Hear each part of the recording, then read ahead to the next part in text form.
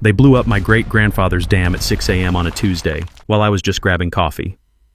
By the time I screeched into the driveway, 100 years of hand-cut limestone lay in smoking ruins, and there stood HOA President Dexter Hawthorne, grinning like he'd won the lottery, brushing dust off his stupid polo shirt. "Free demolition," he smirked. "Your little swamp was killing our property values." What this idiot didn't realize? That swamp had held back floodwater for the entire neighborhood since 1924. He'd just pulled the plug on a ticking time bomb. With spring snowmelt only 6 weeks away, the sharp stink of explosives still hung in the air as Dexter snapped victory selfies, completely oblivious that he'd turned his 800K McMansion into future lakefront property. Old Testament style. What would you do if someone destroyed your family's legacy, then posted smug selfies about it? Drop your worst HOA horror story in the comments. This one's about to go full biblical. My name's Ezra Blackwood, and I'm a hydraulic engineer who thought inheriting 12 acres in Colorado would be the fresh start I needed after my divorce went nuclear. What I got instead was a front row seat to small-town corruption that would make a Chicago alderman blush. The property sits upstream from Millbrook Estates, one of those cookie-cutter developments where every McMansion looks like it was squeezed from the same beige tube. My great-grandfather, Samuel Blackwood, built our stone dam back in 1924 during the Depression, when men knew how to work with their hands and didn't need environmental impact studies to move a rock. That dam created a 3-acre pond that's been the heart of our land for a century. Morning mist rises off the water like ghosts, and you can hear the gentle tumble of water over hand-cut limestone worn smooth as river stones. The smell of wet earth and cattails hits you at dawn. Pure Rocky Mountain peace, mixed with the metallic taste of thin mountain air.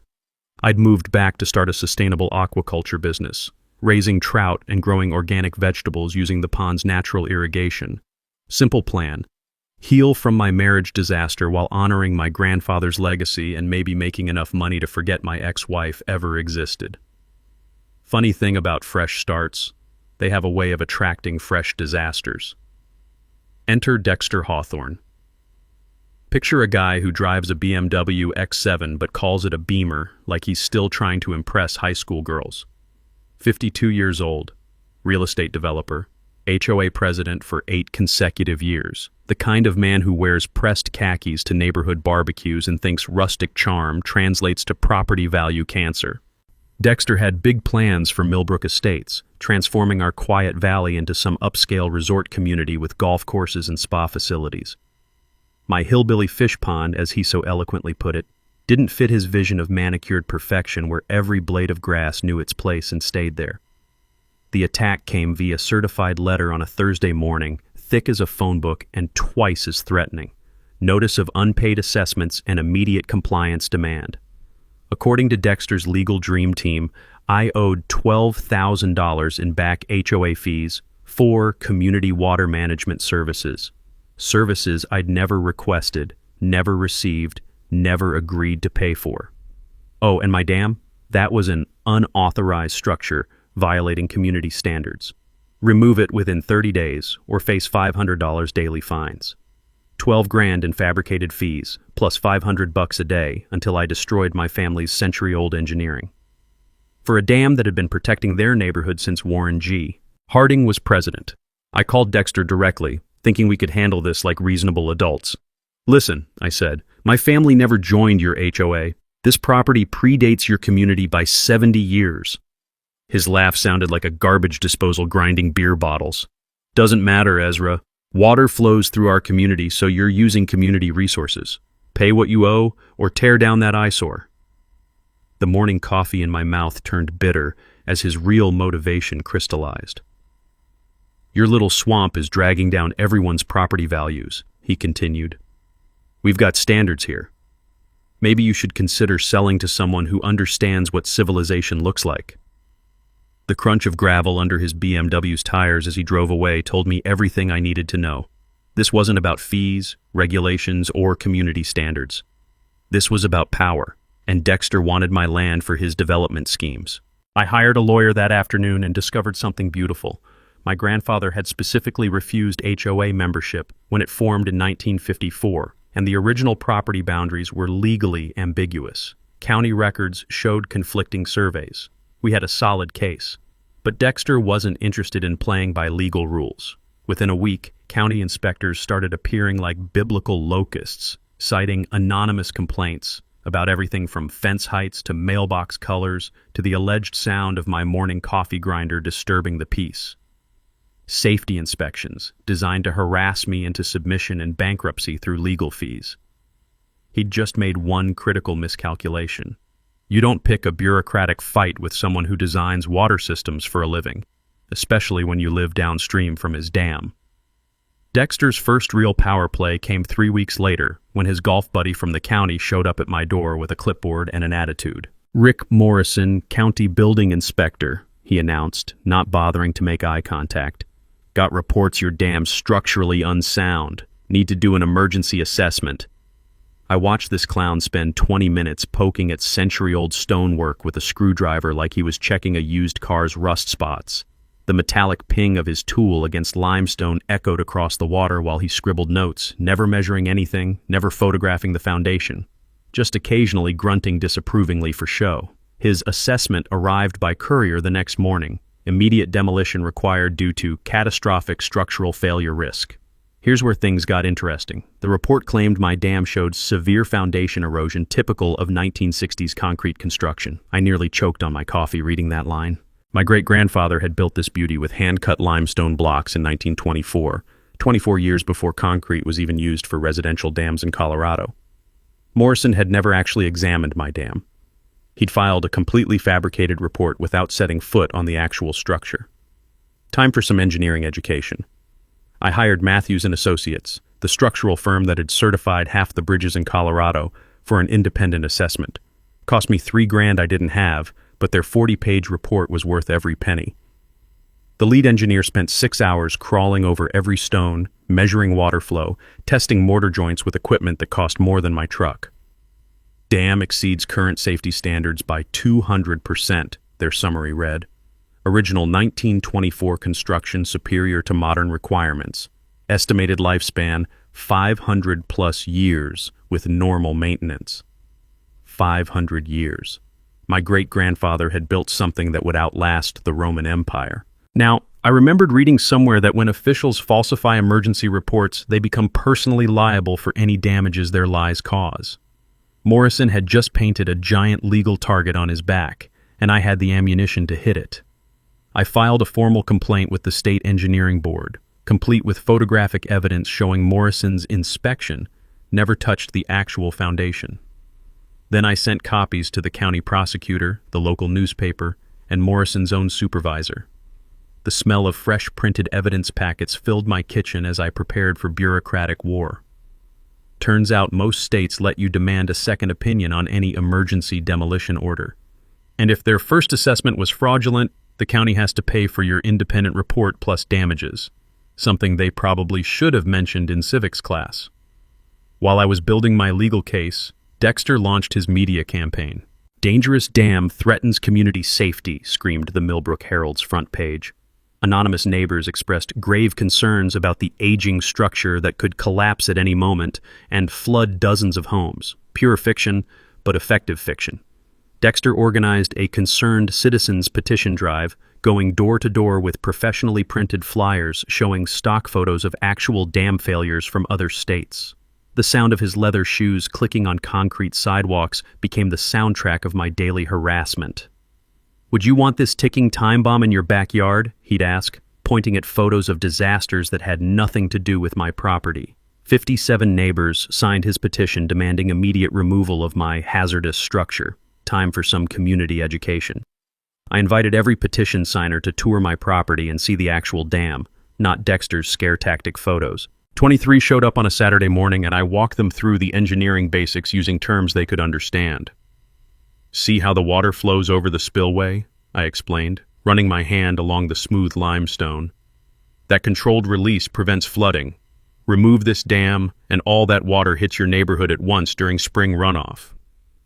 The texture of century-old stonework under my fingers, still solid, still precise, still doing exactly what my great-grandfather designed it to do, told the real story better than any technical report. By noon, 18 of those 23 neighbors had crossed their names off Dexter's petition. But Dexter wasn't done playing dirty. County demolition trucks appeared in my driveway Tuesday morning at 6 a.m., despite my pending legal appeals. Orange-vested workers started unloading equipment while the crew chief waved Morrison's bogus emergency order like a magic wand. I blocked the access road with my pickup truck and called every lawyer, reporter, and county official in my phone. "You're interfering with public safety," the crew chief shouted over the diesel rumble of his equipment. "I'm preventing destruction of private property based on fraudulent paperwork," I shouted back. 20 minutes later, Dexter arrived with 2 sheriff's deputies claiming I was threatening public safety by obstructing emergency services. He'd finally overplayed his hand. Local TV news crews don't usually cover routine demolitions, but they sure as hell show up when police get called to property disputes involving corruption allegations. Channel 9's cameras caught every word as Dexter tried to explain why a dangerous dam had been standing safely for 99 years, but suddenly needed emergency demolition the day after my lawyer filed corruption charges against his inspector buddy. His first tactical mistake: going on camera while angry makes you look guilty, even when you're telling the truth. The news coverage had barely died down when Dexter pulled out his next trick: buying politicians.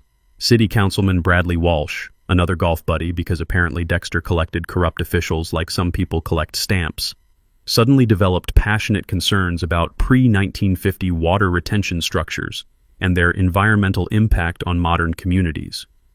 Walsh introduced Emergency Ordinance 847 at Thursday's City Council meeting, claiming stagnant water from aging dams was breeding mosquitoes and threatening public health. The ordinance specifically targeted water structures built before 1950, which meant exactly one thing in our county: my dam. I sat in the back of that stuffy municipal building, breathing recycled air that tasted like old coffee and broken dreams, watching Dexter's puppet show unfold with the kind of shameless coordination you'd expect from a community theater production. "We must prioritize community health over individual property rights," Walsh declared, reading from notes that probably came straight from Dexter's legal team. But here's where Dexter's arrogance bit him square in the ass. During the public comment period, I stood up and asked one beautifully simple question. "Councilman Walsh, can you name any other pre-1950 water retention structures in our jurisdiction that this ordinance would affect?" Dead silence. The man literally shuffled his papers for 30 seconds. You could hear every rustle echoing off the cheap acoustic tiles, before mumbling something about comprehensive community planning. That's when I dropped the bomb I'd been preparing for 2 weeks. I'd spent my evenings digging through public records like a forensic accountant on a cocaine bender. Property deeds, development permits, corporate filings, following the money trail that led straight back to our HOA president's secret empire. "Council members," I said, pulling out a folder thick enough to choke a draft horse, "I'd like to present evidence that the primary beneficiary of this ordinance owns 47% of the upstream parcels through various LLCs and has filed preliminary development plans for a $12 million resort community." The crackle of paper in that dead-quiet room sounded like gunfire in a library. Here's the beautiful part. Dexter's development plan required removing my dam to build artificial golf course water features that he would control. He'd been lying about environmental concerns while planning to replace natural flood protection with decorative ponds for rich people to admire between martinis. You could literally watch the blood drain from Dexter's face as I read from his own development documents. His mouth opened and closed like a fish gasping on dry land while his carefully constructed environmental narrative crumbled in real time. His grand plan wasn't about community safety or property values. He wanted to tear down a century of flood protection so he could build fake lakes for tourists to Instagram while they pretended to golf. The council postponed their vote, pending further environmental review, which was political speak for holy shit, we almost got caught helping with obvious corruption. But Dexter was nothing if not persistent, like a tick that's found a particularly juicy vein. The next week brought a parade of bought and paid for experts claiming my stagnant pond was an ecological disaster waiting to happen. A water quality specialist who'd never set foot on my property testified that my dam was creating anaerobic dead zones that killed fish. This was particularly hilarious since my pond supported a thriving trout population I'd been documenting for months. The taste of fresh-caught rainbow trout from my supposedly dead water made their testimony even more ridiculous. I countered by inviting the state environmental agency to conduct their own assessment. Their biologists spent 3 days cataloging the wildlife my pond supported: 24 fish species, countless aquatic insects, nesting waterfowl, and a family of beavers who'd moved in upstream. This is one of the healthiest freshwater ecosystems we've surveyed in the region, their report concluded. Removing this structure would constitute significant environmental damage. Suddenly, Dexter's environmental angle collapsed faster than his fake concern for community welfare. That's when the real dirty tricks started. Someone, and I think we can all guess who, filed anonymous complaints with the EPA claiming I was illegally diverting water from a protected watershed. Federal investigators don't mess around with environmental violations, so I spent 3 weeks documenting every drop of water that flowed through my property. The EPA inspector turned out to be a straight shooter who actually read the historical records I provided. Turns out my great-grandfather's 1924 permits were still valid, still legal, still protected under grandfather clauses that Dexter's expensive lawyers had apparently never heard of. Mr. Blackwood, the inspector told me while standing on my dam listening to the gentle splash of water over limestone, your family has maintained this water system exactly as permitted for nearly a century.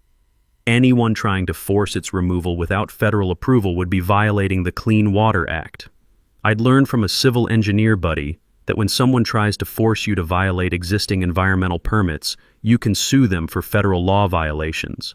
The penalties run about $50,000 per day, which would make even Dexter's development budget break out in a cold sweat. Meanwhile, the harassment campaign intensified. Private investigators started following me to the grocery store. My mailbox got accidentally destroyed by the snowplow 3 times in 2 weeks. Someone kept reporting my truck as abandoned whenever I parked in town for longer than an hour. But Dexter had made one critical mistake. He'd underestimated how much his own neighbors were starting to hate him. The HOA's next monthly meeting turned into an open revolt when homeowners started asking uncomfortable questions about where their dues had been going. Turns out, when you piss off engineers and accountants, they start auditing your books with the thoroughness of IRS agents. Explain this $18,000 payment to Hawthorne Consulting, demanded Janet Morrison, no relation to the corrupt inspector. That's your own company, Dexter. The meeting dissolved into chaos as 3 years of financial irregularities came tumbling out like dirty laundry from a broken washing machine. Dexter fled before the vote of no confidence, but not before someone recorded him screaming that ungrateful neighbors didn't deserve his leadership. His second tactical mistake: never insult people who pay your salary, especially when they're already suspicious of your expense account and have started taking notes. The HOA revolt should have been Dexter's wake-up call to back down gracefully. Instead, he decided to go nuclear, because apparently when you're already digging yourself into a hole, the logical next step is dynamite. 2 days after fleeing his own board meeting like a teenager caught with Dad's car, Dexter filed papers claiming eminent domain authority to seize my dam property for public safety. According to his emergency petition, the HOA had inherent water management jurisdiction that superseded individual property rights. The legal paperwork looked official enough to fool a casual observer, complete with forged county seals and backdated environmental assessments. Dexter had rushed this through during the July 4th weekend when most officials were at barbecues instead of their offices, probably assuming nobody would notice until it was too late. I was grilling burgers on my back deck, enjoying the smell of charcoal smoke mixing with mountain air and the eternal sound of water tumbling over limestone, when my lawyer called with the bad news. They've scheduled an emergency city council vote for tomorrow morning, she said, 9 a.m. while most people are still in holiday food comas. But while Dexter was busy forging documents and bribing officials, I'd been doing some forensic accounting that would make the FBI proud. 3 years of HOA financial records had revealed something beautiful. Dexter had been embezzling community funds to finance his development scheme, using legal consulting fees and emergency maintenance contracts to pay his own companies nearly $180,000. The evidence was gorgeous in its simplicity. Inflated landscaping contracts to his brother-in-law's company that charged $300 per hour to mow grass that volunteers had already cut for free. Legal consulting fees paid to Mountain West Advisory, a shell corporation that existed only on paper and happened to share Dexter's business address. Maintenance contracts with companies that had no employees, no equipment, and no purpose except funneling HOA money into Dexter's personal accounts. I'd learned something fascinating from my forensic accountant neighbor. In Colorado, HOA financial records are public documents that any homeowner can request within 10 business days. Most people never bother asking, which is exactly what corrupt board members count on for their retirement planning. Dexter had been running a textbook embezzlement scheme, stealing homeowner dues to fund his private development projects. Every payment was documented, every fake invoice was preserved in the HOA's own files, every forged signature was photographed and time-stamped. The smell of fresh printer ink and righteous anger filled my kitchen as I prepared evidence packets for every homeowner in Millbrook Estates. I called an emergency HOA meeting for Sunday evening, the night before Dexter's secret city council vote. The community center had never seen a crowd like this. 150 angry homeowners demanding answers about their missing money and their rogue president's latest power grab. "Ladies and gentlemen," I said, standing at the front of that packed room while the taste of impending justice filled my mouth, "I have 3 years of financial records showing exactly where your HOA dues have been going." The sound of rustling paper filled the silence as people opened their evidence packets.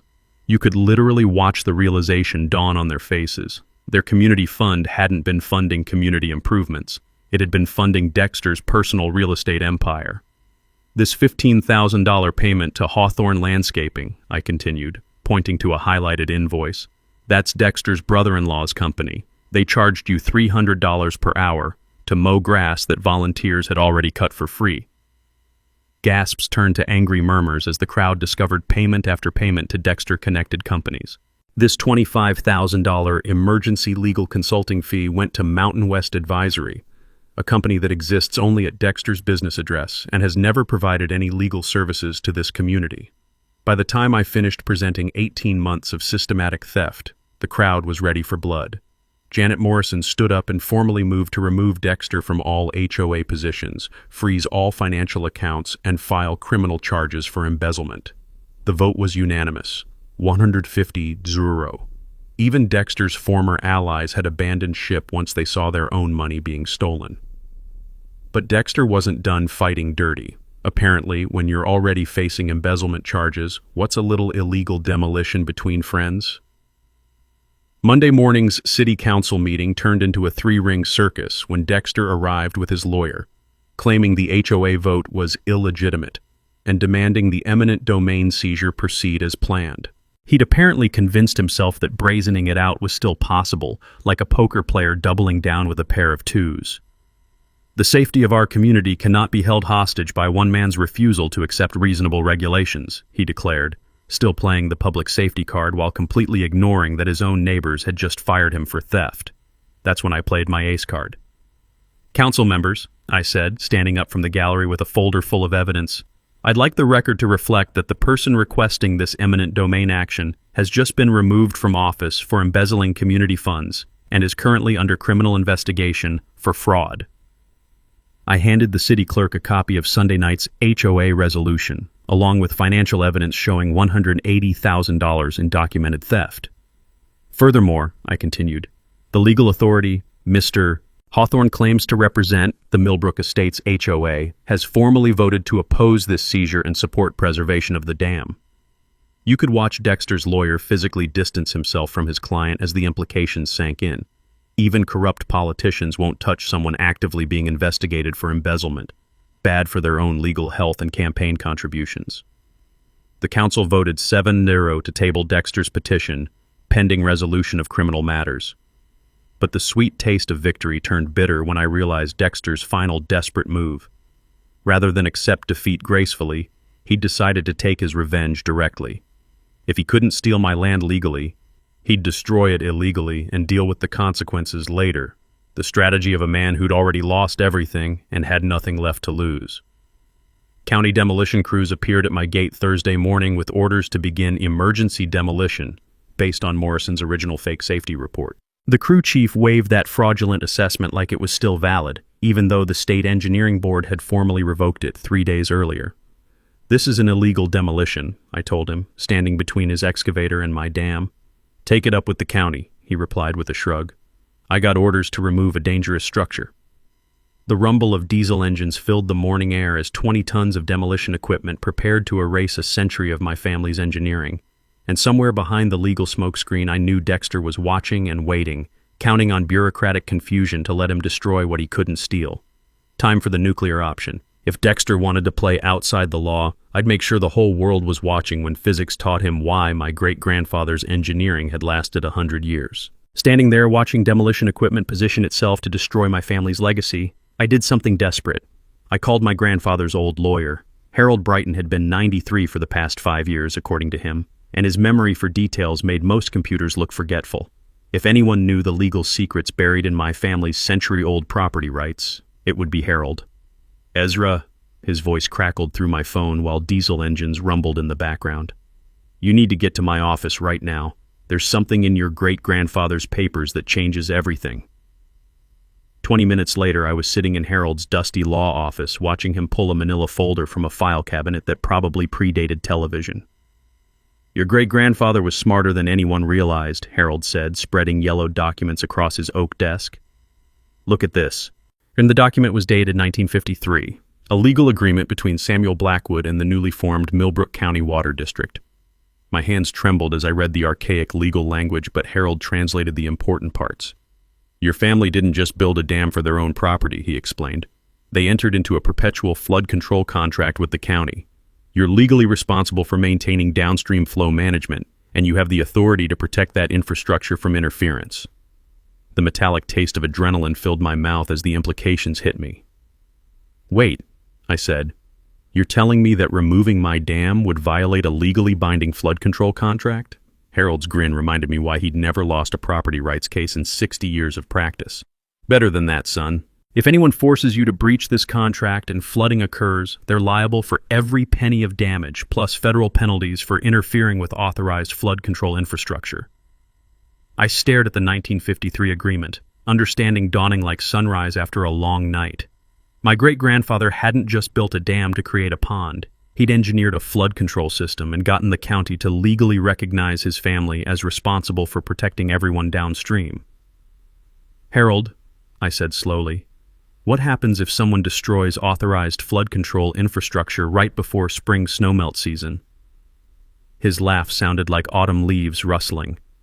"Well, that would be criminally negligent destruction of public safety infrastructure.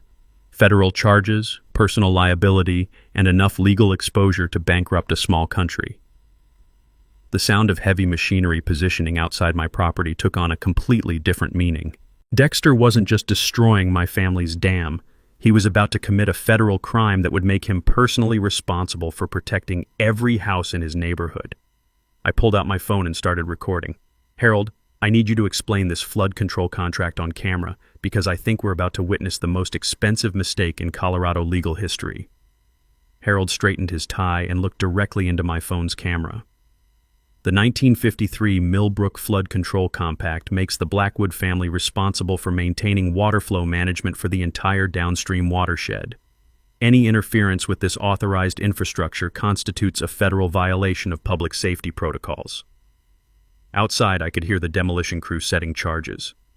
"Furthermore," Harold continued, "spring snowmelt season traditionally produces the highest water volumes of the year.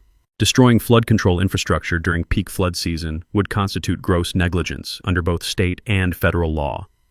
I checked the weather forecast on my phone. The National Weather Service was predicting the largest spring snowmelt in a decade, starting in less than 6 weeks.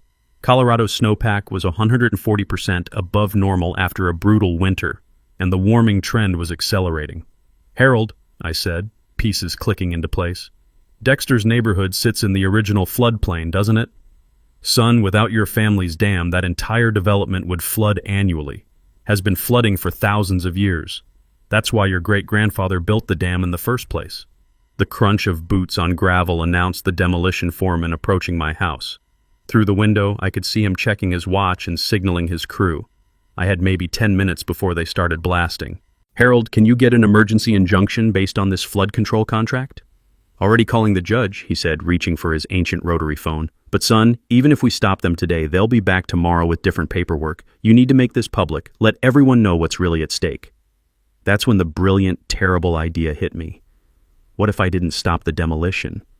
What if I let Dexter destroy the dam, documented everything for legal liability, and then watched physics teach him why flood control engineering isn't optional? the smell of explosive charges being positioned outside mixed with the musty scent of old legal documents as I made the hardest decision of my life.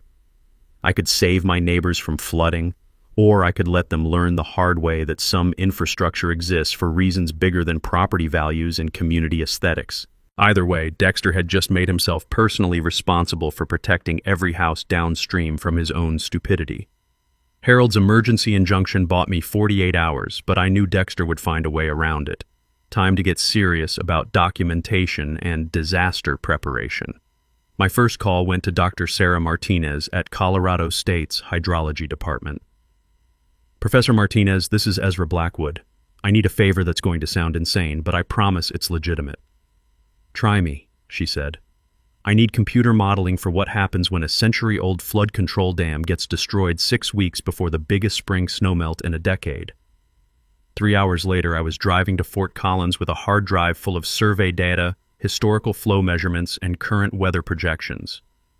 Dr. Martinez's graduate students needed a real-world project for their flood modeling thesis, and I was about to give them the disaster scenario of a lifetime. This is fascinating, Dr. Martinez said, reviewing my great-grandfather's 1924 engineering notes. Your ancestor was using techniques that we didn't formally recognize until the 1970s. He basically invented modern watershed management by accident. Her students spent 2 weeks building computer simulations that would make Noah jealous. The results were terrifying and beautiful. Without my dam, spring snowmelt would turn Millbrook Estates into a temporary lake that covered 47 houses and lasted 3 to 4 weeks. Mr. Blackwood, Dr. Martinez said, showing me color-coded flood maps, this isn't just flooding. This is a relocation event. Some of these houses would be underwater for a month. I learned something valuable about disaster preparation. Universities love real-world projects, and graduate students work for pizza and academic credit. My $200 investment in computer modeling would have cost $50,000 from a private consulting firm. Next, I needed legal armor. My second call went to Rebecca Torres, an environmental lawyer who specialized in federal water rights violations. She drove down from Denver after I faxed her Harold's 1953 flood control contract. Ezra, this document is legal dynamite, she said, spreading papers across my kitchen table. If someone destroys authorized flood control infrastructure and people get hurt, they face personal liability that insurance won't cover. She explained something I hadn't considered. When officials act outside their legal authority, they lose qualified immunity and become personally responsible for damages. Dexter's eminent domain claim was fraudulent, Morrison's safety assessment was fabricated, and the demolition order violated federal law. Anyone who destroys your dam will be personally liable for every flooded basement, every displaced family, every dollar of property damage, Rebecca explained. We're talking about potential liability in the tens of millions. A time for community organizing. I created the Millbrook Safety Coalition with Janet Morrison and 2 other former HOA board members who'd gotten tired of Dexter's corruption. Our mission was simple: educate neighbors about flood risk and give them tools to protect themselves. Our first flyer was brutal in its simplicity. Your house will flood, a scientific analysis of spring snowmelt without dam protection. We included Dr. Martinez's flood map showing exactly which addresses would be underwater and for how long. The smell of fresh printed disaster maps filled my garage as we prepared for the biggest door-to-door education campaign in Millbrook's history. Going house to house taught me something about human psychology. Most people ignore disaster warnings until you show them their specific address on a flood map. But once they see their own house colored bright blue under 6 feet of water, they pay attention fast. Mrs. Patterson, I said, showing her the computer simulation, your house sits in what used to be the creek's natural overflow channel. Without the dam, you'll have 3 feet of water in your living room for about 2 weeks. She stared at the map like it was a cancer diagnosis. What can I do? She asked. Help us organize a town hall meeting where everyone can see the science, hear the legal implications, and decide whether Dexter's development project is worth losing your house. I learned that emergency management officials love having local experts who understand their territory. Fire Chief Rodriguez had been worried about spring flooding for months, but didn't have the engineering background to quantify the risk. Ezra, can you set up a flood monitoring system? He asked. If this dam gets destroyed, we'll need early warning for evacuation. I spent a weekend installing water level sensors throughout the creek system, connected to a text alert network that could warn every downstream resident when flooding started. The hardware cost $800 and could save millions in property damage. For the legal strategy, Rebecca helped me prepare criminal referral packages for state and federal prosecutors. Every fraudulent document, every illegal payment, every violation of environmental law, all organized into prosecutable cases with evidence that would make prosecutors salivate. The beauty of white-collar crime, Rebecca explained, is that criminals always create their own evidence. Dexter's been documenting his own corruption for 3 years. My media strategy was simple: make the story too big for local officials to ignore. I contacted Sarah Brighton, an investigative reporter from Denver who specialized in government corruption stories. "Sarah, I've got a story about HOA corruption, environmental crime, and an impending flood disaster that could displace dozens of families." She drove down the next day with a camera crew, but my secret weapon was physics itself. I didn't need to destroy Dexter, I just needed to let him destroy himself while the whole world watched. Spring snowmelt doesn't care about politics, corruption, or property values. Water follows gravity, period. The trap was simple: document everything, warn everyone, prepare for disaster, and let Dexter face the consequences of fighting a century of engineering with a clipboard and an attitude.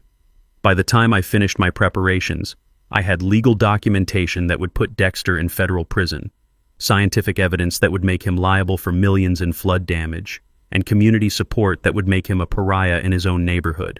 All I had to do was let him demolish my dam and watch physics send him the bill. Dexter's response to the injunction was predictably desperate. He decided to destroy the evidence before anyone could use it against him. I discovered this when Janet Morrison called me at midnight, whispering like she was reporting a burglary in progress.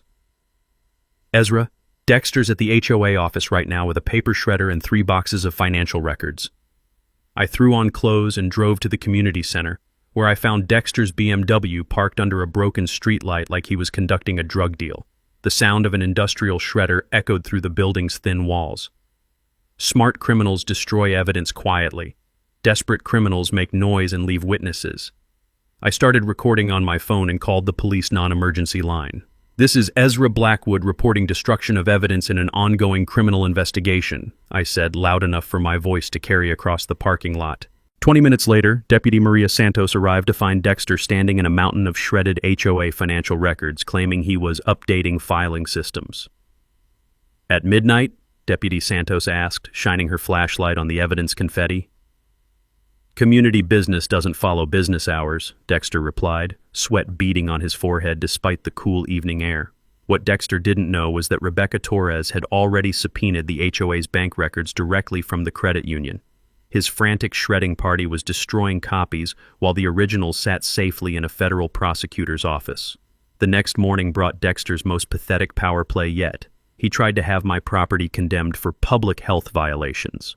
County Health Inspector Linda Walsh, apparently Dexter collected corrupt officials from the same family tree, arrived with complaints about standing water breeding mosquitoes and unsanitary conditions threatening community health. I watched her spend 5 minutes pretending to inspect my crystal-clear pond before declaring it a public health hazard requiring immediate remediation. Her report claimed my pond contained dangerous bacteria levels and toxic algae blooms, based on water samples she'd never taken from a location she'd barely examined. The irony was delicious. My pond was cleaner than most municipal water supplies, thanks to the natural filtration system my great-grandfather had engineered with limestone and native aquatic plants. Time for some scientific embarrassment. I called Dr. Rodriguez from the State Environmental Lab and invited him to conduct an independent water quality assessment. He arrived the next day with equipment that cost more than Dexter's BMW and the kind of thoroughness that makes fake reports look like crayon drawings. "Mr. Blackwood," Dr. Rodriguez announced after 6 hours of testing, "this is some of the cleanest fresh water I've analyzed in Colorado. Your pond supports a textbook example of healthy aquatic ecosystem balance." His 20-page report systematically destroyed every claim in Linda Walsh's fabricated assessment. Where she claimed dangerous bacteria, he found beneficial microorganisms. Where she saw toxic algae, he documented native aquatic plants that improved water quality. But Dexter's desperation was escalating beyond bureaucratic corruption into outright sabotage. Someone, and security cameras would later confirm it was Dexter's brother-in-law, attempted to vandalize my flood monitoring equipment with a baseball bat and what appeared to be misdirected anger at technology in general. The trail camera footage was comedy gold, a middle-aged man in khakis swinging wildly at waterproof sensors while cursing about government surveillance and property rights. I learned something useful about security systems. Wireless trail cameras cost $60 and provide HD evidence of trespassing. Just make sure they're positioned on your own property where recording is completely legal. Meanwhile, my community education campaign was working better than expected. The smell of fear and fresh-baked cookies filled every town hall meeting as neighbors realized their houses sat in a natural flood zone that had been protected for 99 years. Mrs. Brighton, your beautiful garden sits exactly where Millbrook Creek used to overflow every spring, I explained, pointing to historical survey maps. My great-grandfather's dam has been protecting your property since 1924. The taste of impending justice mixed with morning coffee as more neighbors joined our safety coalition.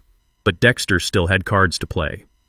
His final bureaucratic gambit came through County Commissioner Bradley Walsh. Yes, another golf buddy, because apparently Dexter's social circle consisted entirely of officials who confused public service with personal profit. Walsh proposed Emergency Resolution 1247, declaring my dam a clear and present danger that required immediate removal for community safety. The resolution included language about emergency powers during natural disaster preparation. The resolution was scheduled for an emergency vote during the next county commission meeting, which Walsh had deliberately scheduled for Thursday at 2 p.m. when most working people couldn't attend. I showed up anyway, armed with Dr. Martinez's flood modeling, Dr. Rodriguez's water quality reports, and Harold Brighton's legal documentation proving the demolition would violate federal law. Commissioners, I said during public comment, I have scientific evidence that removing this dam will flood 47 houses during spring snowmelt season, which begins in 3 weeks. Walsh tried to interrupt. Mr. Blackwood, we appreciate your concerns, but Commissioner Walsh, I continued, I also have documentation showing that anyone who authorizes this demolition will be personally liable for millions of dollars in flood damage, plus federal penalties for destroying authorized infrastructure.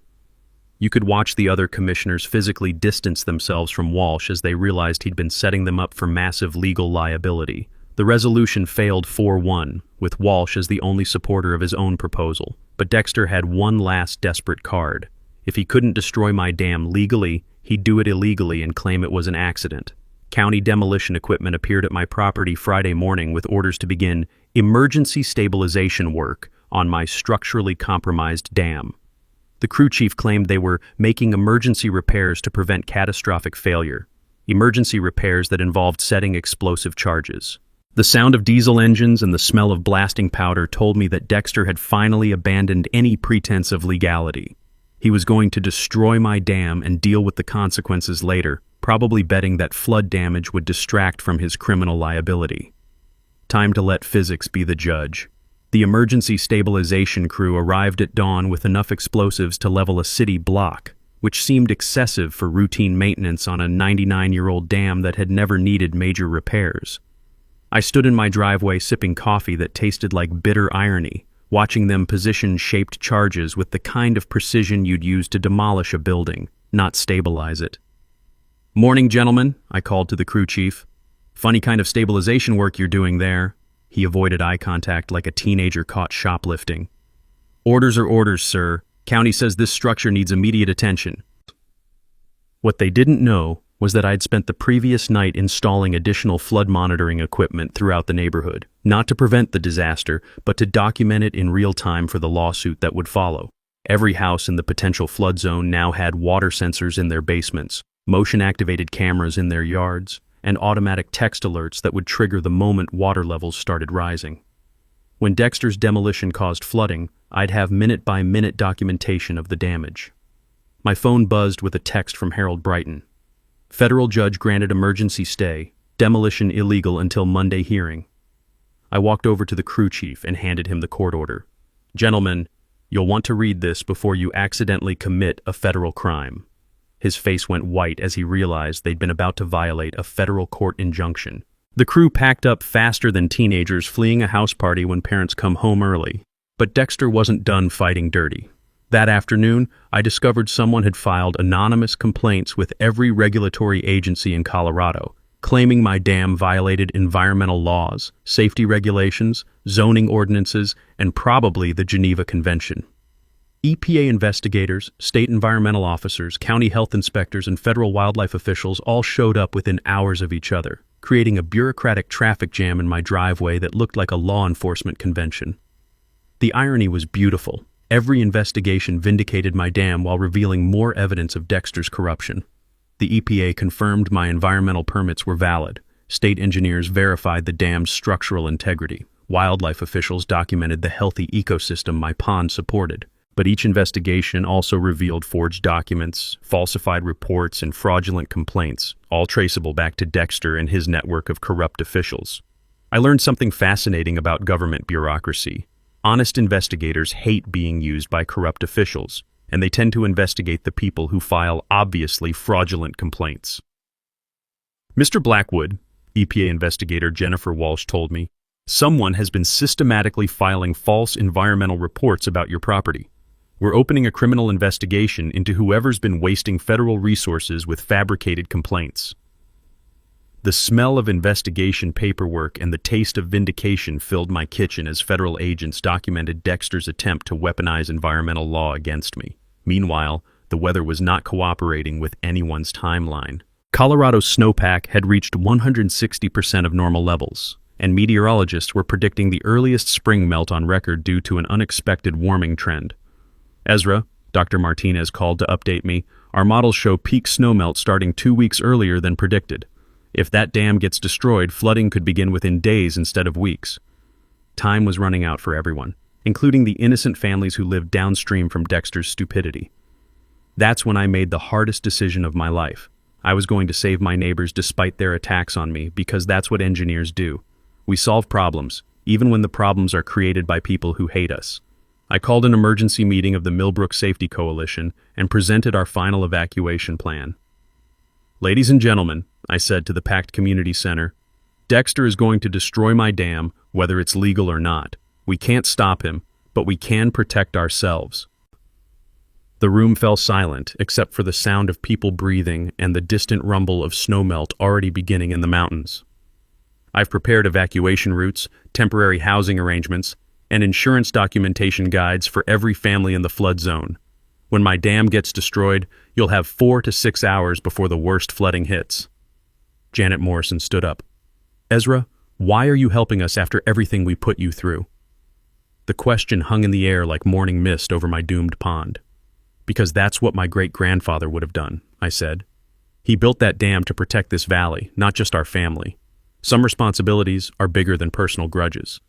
The taste of duty mixed with the metallic tang of approaching disaster as I distributed evacuation plans to families who'd spent months trying to destroy the only thing protecting them. But Dexter had one final desperate move. If he couldn't destroy my dam through legal channels, he'd make it look like an accident caused by natural structural failure. Sunday night, motion sensors triggered alerts showing figures moving around my dam in the darkness. Trail camera footage revealed Dexter's brother-in-law and 2 other men attempting to weaken the dam's foundation with sledgehammers and what appeared to be misplaced enthusiasm for amateur demolition. The sound of metal on stone echoed across the water as they tried to create natural weak points that would cause catastrophic failure during spring flooding. I called 911 and sheriff's deputies arrived to find 3 middle-aged men standing knee-deep in freezing creek water, holding sledgehammers and looking like they'd been caught robbing a bank. Officers, we were just checking for structural damage, Dexter's brother-in-law explained, somehow managing to sound guilty even when telling the truth about what they were doing. The deputies arrested all 3 for criminal trespassing and vandalism, but the damage was done. They'd weakened critical support points just enough to ensure the dam would fail during peak snowmelt. Monday morning's court hearing became irrelevant when my structural engineer confirmed that weekend sabotage had created genuine safety concerns. The dam was now actually dangerous, not because of age or design flaws, but because of deliberate sabotage. Your Honor, I told federal judge Patricia Morrison, the defendants have created the very safety hazard they claimed to be preventing. My dam is now genuinely unstable due to criminal sabotage. Judge Morrison's ruling was swift and brutal. Emergency demolition would proceed under federal supervision to prevent catastrophic failure that could kill people downstream. Dexter had finally gotten his wish, but at the cost of criminal charges, federal investigation, and personal liability for everything that happened next. The irony was perfect. In his desperation to destroy my dam, he'd made its destruction inevitable while ensuring maximum legal consequences for himself. The federally supervised demolition began at 6 a.m. Tuesday, under gray skies that looked like they were rehearsing for the disaster to come. I stood on my front porch watching Army Corps of Engineers detonate a century of my family's craftsmanship, the controlled explosions echoing across the valley like thunder announcing the apocalypse. But Mother Nature, with her perfect sense of timing, decided not to wait for the official meteorological schedule. The first wave of snowmelt hit at 2 p.m., 6 hours earlier than Dr. Martinez's most aggressive predictions. I watched my great-grandfather's pond drain in minutes as 99 years of stored mountain water suddenly remembered what gravity meant. The creek, freed from a century of management, began rising with the enthusiasm of a teenager who'd just gotten car keys and a credit card. By 4 p.m., water was pooling in the lowest parts of Millbrook Estates. By 5 p.m., it was flowing down streets that had been designed without considering where water naturally wanted to go. My phone exploded with text alerts from flood sensors I'd installed throughout the neighborhood. Basement flooding detected at 47 Maple Drive. Water level rising at 23 Oak Street. Emergency evacuation recommended for 1200 Block Pine Avenue. The taste of vindication mixed with genuine concern for my neighbors as I watched physics deliver its final exam in real time. Dexter's $800,000 McMansion, built directly in the creek's original overflow channel, was the first to experience what my great-grandfather had understood a century earlier. Water always finds its way home. At 6 p.m., the Millbrook Community Center became an impromptu evacuation shelter and the venue for the most dramatic town hall meeting in Colorado history. 300 residents packed into a space designed for half that number, many arriving with muddy shoes and shell-shocked expressions. Local news crews had set up cameras to document what would become a textbook case study in how to destroy a community through stupidity and greed. I took the podium while rescue boats visible through the gymnasium windows provided a soundtrack of disaster response. Friends and neighbors, I began.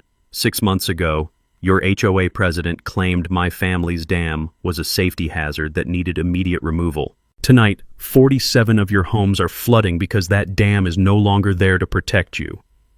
The room fell silent except for the sound of rain beginning to fall, because apparently Colorado's weather had developed a sense of dramatic timing. Sheriff Maria Santos approached the podium with an arrest warrant that had been personally signed by the federal judge overseeing our case.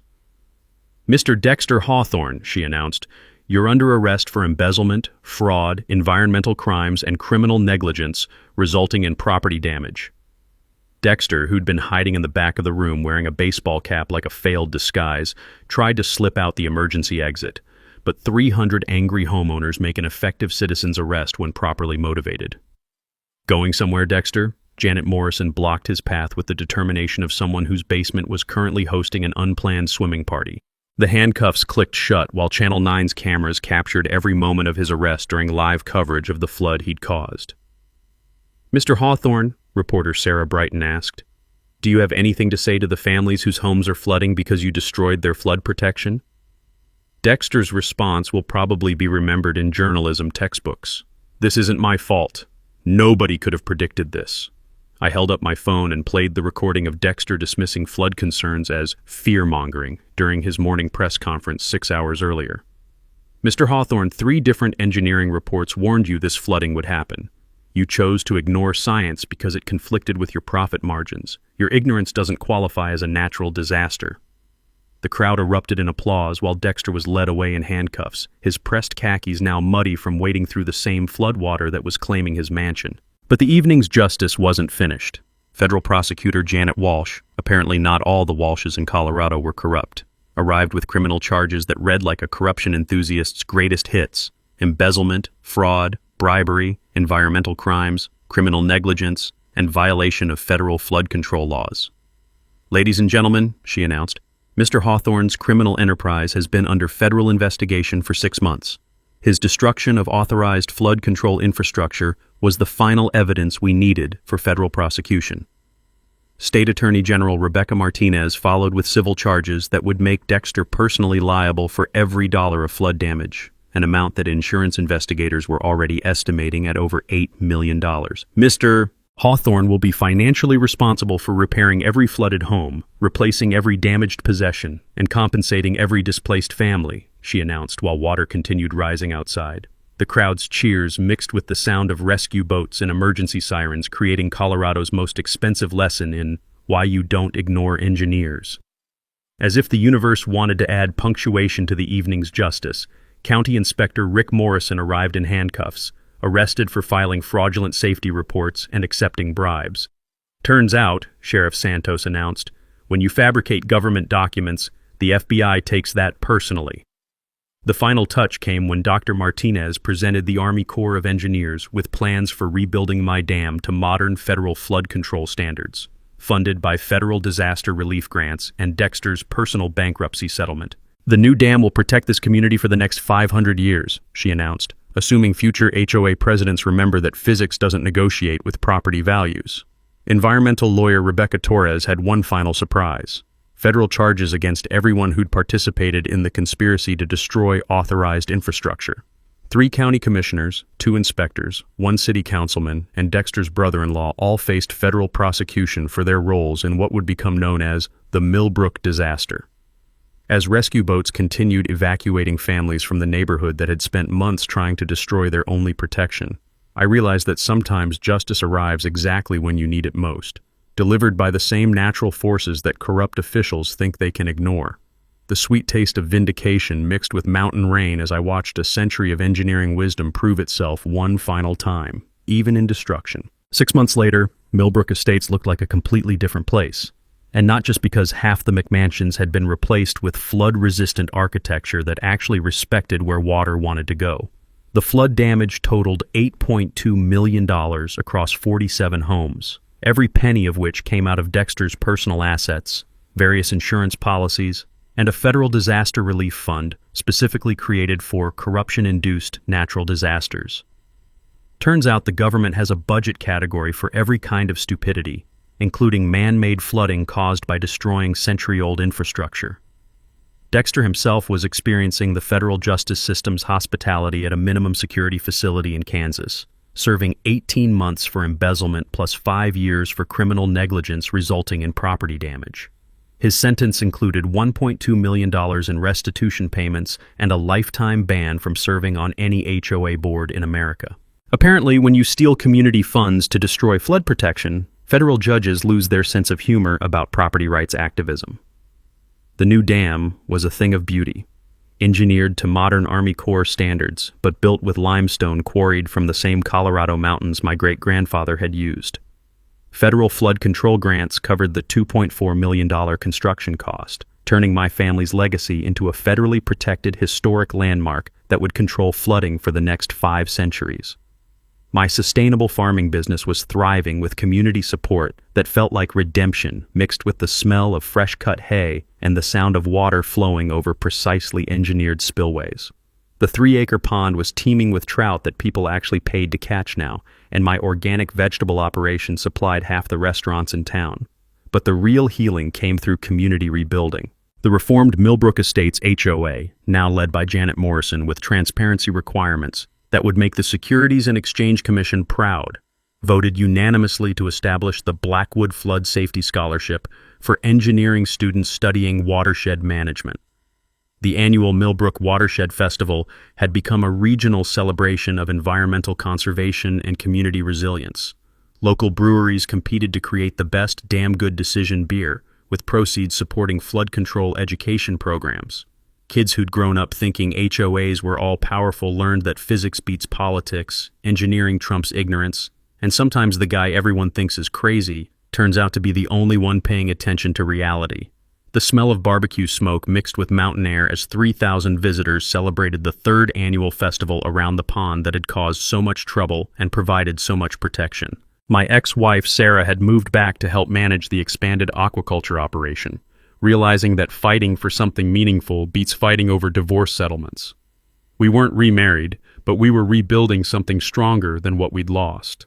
The historical marker erected by the Colorado Historical Society read, Samuel Blackwood Dam, built 1924, destroyed 2024, rebuilt 2025. A testament to the enduring wisdom that water always remembers where it belongs. The Army Corps of Engineers had adopted my great-grandfather's original design techniques for modern flood control projects across the Rocky Mountain region. The new dam now protected 15,000 people in an expanded flood control zone that included 3 downstream communities. Water management consulting had become my full-time profession, protecting communities across Colorado from officials who thought engineering advice was optional. 12 other towns had hired me to audit their flood control infrastructure and educate local governments about the difference between political authority and physical reality. One final piece of justice. County Inspector Rick Morrison was working construction after losing his professional licenses and serving 6 months for falsifying government documents. The sweet taste of karma mixed with morning coffee as I watched him follow engineering specifications without argument. Prison had apparently taught him the value of professional competence. As I sat on my front porch every morning, listening to water flow over limestone that would outlast everyone who'd tried to destroy it, I remembered something my great-grandfather had written in his 1924 construction notes. Build for the floods you haven't seen yet, because water doesn't care about your schedule, your budget, or your politics. It only cares about gravity. Some wisdom transcends generations, especially when it's carved in stone and tested by time. Remember, corrupt officials count on public ignorance to enable their schemes. One person armed with facts, a video camera, and enough stubborn determination can protect an entire community from institutional stupidity. Hit subscribe and ring that notification bell because corrupt officials are everywhere and the best way to fight them is by sharing their stories until they can't hide anymore. And drop your worst HOA power trip story in the comments below. I read every single one, and the most outrageous stories become future episodes. Because sometimes the best revenge isn't getting even, it's preventing the next disaster by making sure everyone knows how the last one happened. Thanks for hanging out with us on HOA Stories, where the HOA Karens meet their match.